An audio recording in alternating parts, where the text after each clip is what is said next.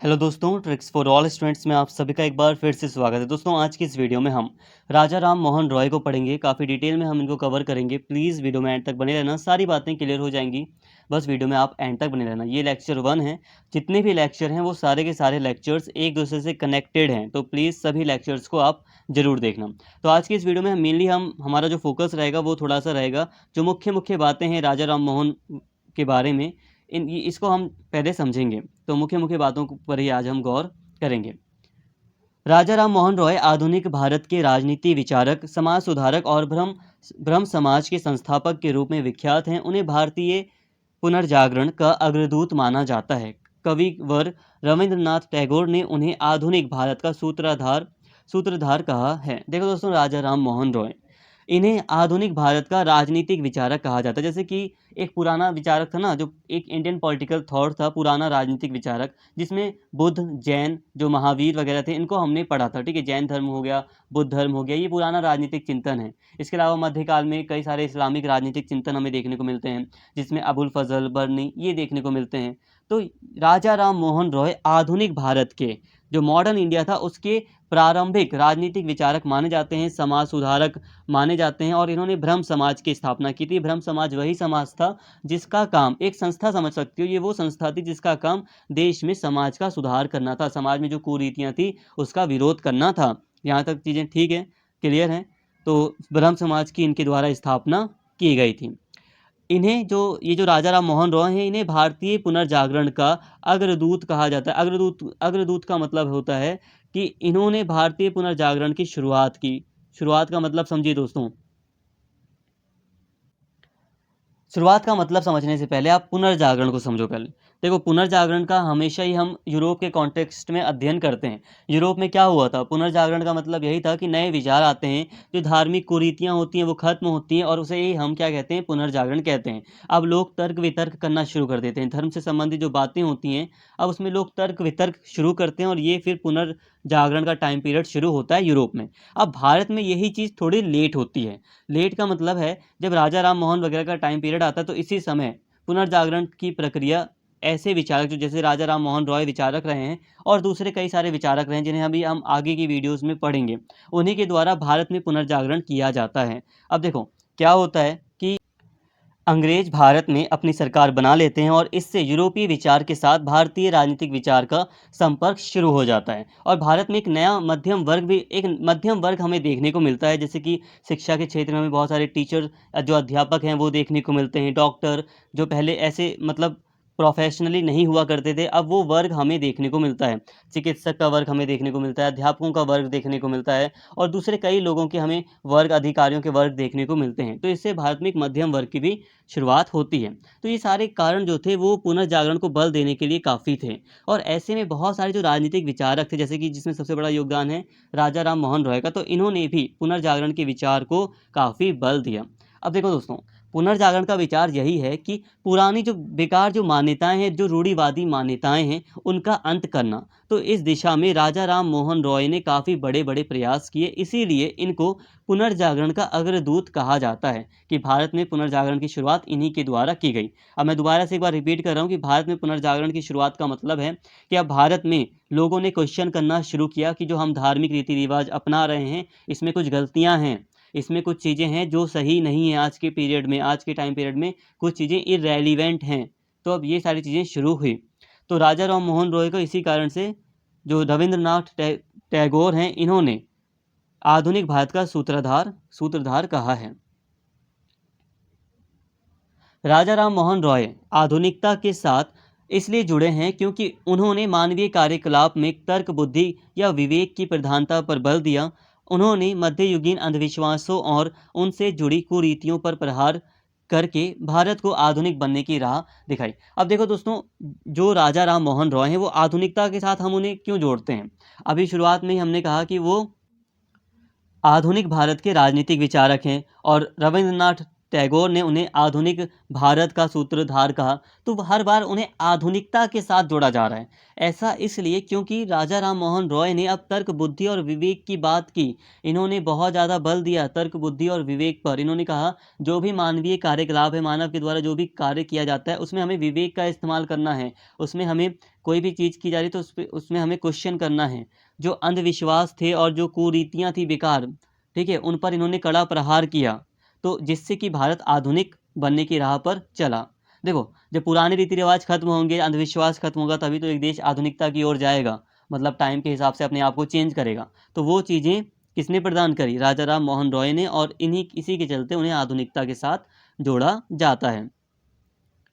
राय की कृतियों में मुख्य भारतीय दर्शन की तर्क संगत व्याख्या प्रस्तुत की गई है और भारतीय समाज की समस्याओं पर विचार किया गया है।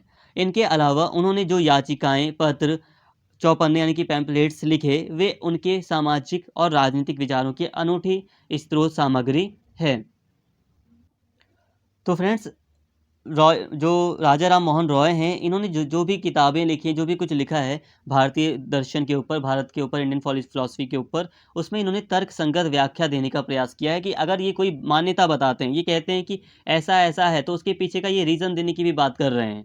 ठीक है, तो ये तर्क संगत व्याख्या प्रस्तुत की गई है इनके द्वारा। और जो भारतीय समाज में जो समस्याएं फैली थी, उनका निदान किस तरह से हो सकता है, इन सभी चीज़ों के बारे में इन्होंने काफ़ी कुछ बातें की हैं। अब इनके द्वारा इन्होंने जो भी हमें चीज़ें बताई हैं, वो कैसे बताई हैं? इन्होंने कई सारी याचिकाएं लिखी थी, और इन्होंने कई सारे पत्र लिखे थे, इन्होंने कई सारे पैम्पलेट्स वगैरह लिखे थे, इन्होंने कई सारी अन्य कुछ किताबें हैं या कुछ दूसरे लेखक हैं जिन्होंने राजा राम मोहन रॉय के बारे में लिखा है। तो ये कुछ स्रोत हैं जहाँ से हम इनके बारे में स्टडी करते हैं। देखो दोस्तों, राजा राम मोहन रॉय ने कई सारी याचिकाएं, यानी कि जैसे कि अपील दायर की जाती है अदालत में, तो उसी तरह इन्होंने जो यहाँ के वायसराय थे, जो गवर्नर जनरल वगैरह थे, उनके पास उन्होंने कई सारे पत्र लिखे, याचिकाएं लिखी, कई सारी याचिकाएं इन्होंने इंग्लैंड भी भेजी हैं। तो इन्होंने कई सारी चीज़ें ऐसे मतलब लिखी हैं, इनका, और इन्हीं का स्रोत, मतलब इन्हीं का यूज़ हम करते हैं इनके बारे में पढ़ाई में। इनके बारे में जानने के लिए हम इनके द्वारा जो याचिकाएं वगैरह लिखी हैं, इनका यूज़ करते हैं।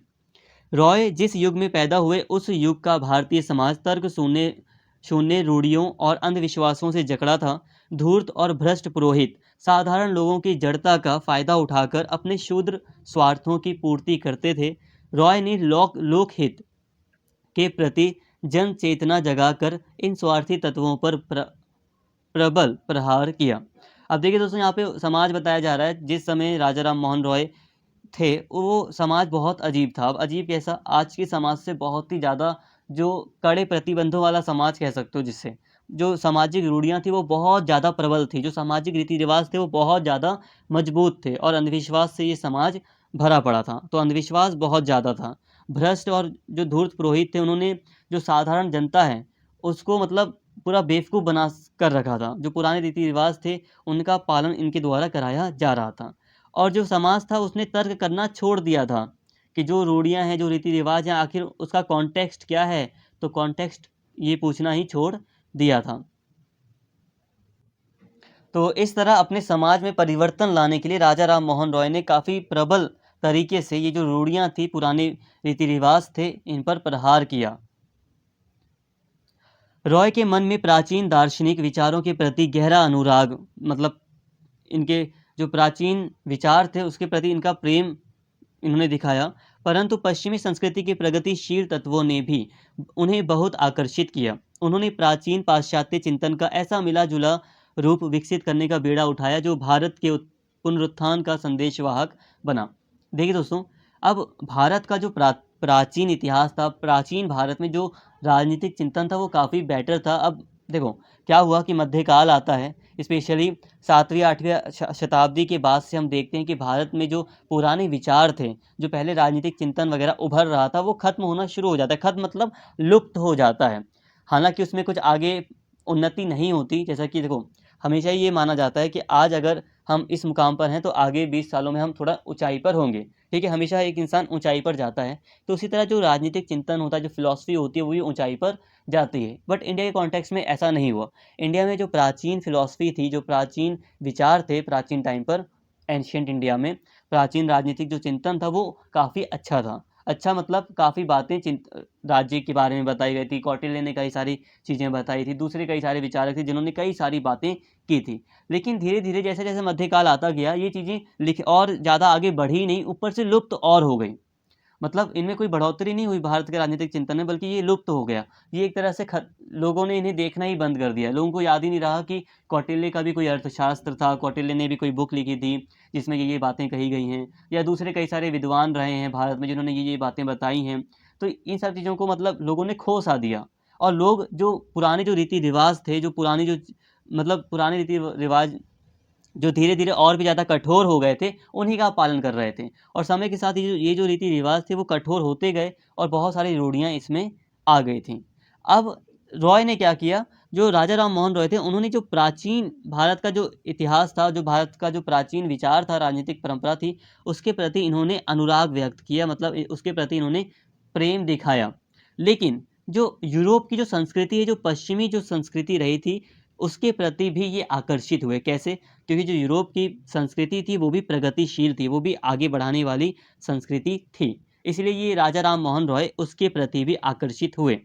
तो दोनों के प्रति आकर्षित हुए, जो प्राचीन भारत का राजनीतिक चिंतन था उसके प्रति भी ये आकर्षित हुए, और पश्चिमी संस्कृति यानी कि यूरोपीय या अमेरिका की जो संस्कृति थी उसके प्रति भी ये आकर्षित हुए। अब इन्होंने क्या सोचा, इन्होंने भारत का जो प्राचीन राजनीतिक चिंतन था और जो पाश्चात्य चिंतन यानी कि यूरोपीय देशों का जो चिंतन था उसको मिलाकर, मतलब दोनों का मिला-जुला रूप विकसित करके भारत का जो मतलब भारतीय जो समाज है उसका उत्थान करने का प्रयास इनके द्वारा किया गया। ठीक है?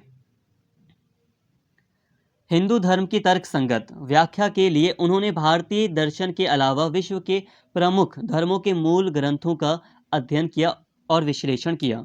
वे उर्दू, हिंदी, बांग्ला, संस्कृत, अरबी, फारसी, अंग्रेजी, फ्रेंच, ग्रीक, लैटिन और हिब्रू सहित 10 से अधिक भाषाएं जानते थे।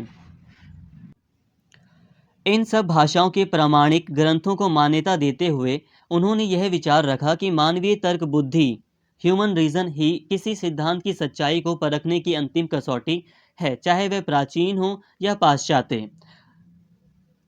यदि कोई मान्यता तर्क विरुद्ध हो तो उसका त्याग करने में तनिक भी यानी कि थोड़ा सा भी संकोच नहीं करना चाहिए। दूसरे शब्दों में, ना तो हमें भारत की अतीत परंपरा को आंख मींच कर स्वीकार कर लेना चाहिए, ना पश्चिम का अनुसन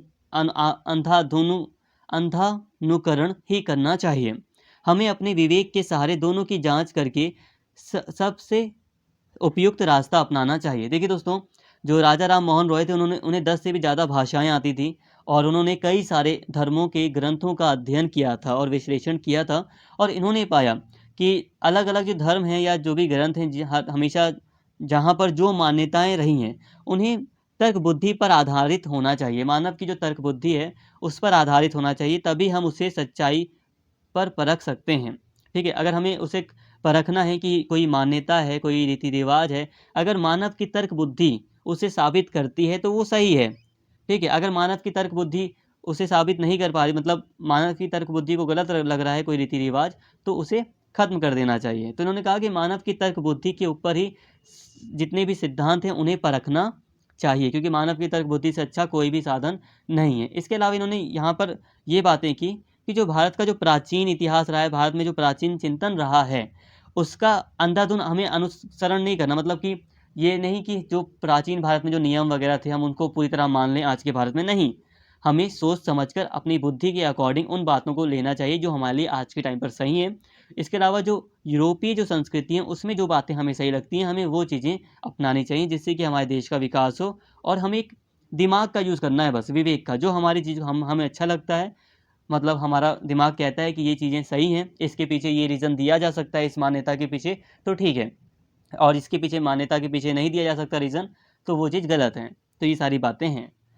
राजा राम मोहन रॉय भारतीय पत्रकारिता के अग्रदूत थे। जनता के बीच वैज्ञानिक, साहित्यिक, राजनीतिक ज्ञान का प्रचार करने, सार्वजनिक मामलों के पर प्रबुद्ध जनमत तैयार करने और जनता की मांग पर शिकायत को सरकार तक पहुंचाने के उद्देश्य से उन्होंने बंगला, हिंदी, अंग्रेजी और फारसी में अनेक पत्र पत्रिकाएं निकाली। इन पत्र पत्रिकाओं के माध्यम से उन्होंने भारतवासियों को अंधविश्वासों और तर्क शून्य रूढ़ियों से उबरने का रास्ता भी दिखाया।